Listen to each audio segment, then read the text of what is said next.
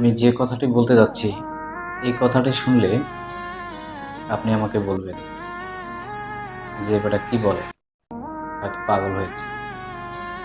আপনি একবার চরম বিপদে পড়েন, দেখবেন বাবা, মা, ভাই, বোন, আত্মীয়স্বজন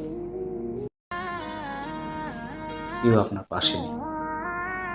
আপনি ফোন করে বলবেন, আপনার কথাটি তারা শুনবে না এবং বলবে, "তুই তো জানিস আমাদের ফ্যামিলির কি অবস্থা।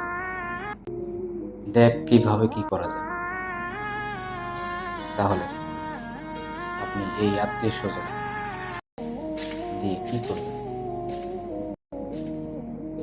আর আমার কথা যদি আপনাদের বিশ্বাস না হয়, তাহলে ধরে নেব আপনি এখনো চরম বিপদে পড়েননি। যদি পড়তেন, তাহলে অবশ্যই আমার কথাটি আপনার যুক্তিযুক্ত মনে হতো।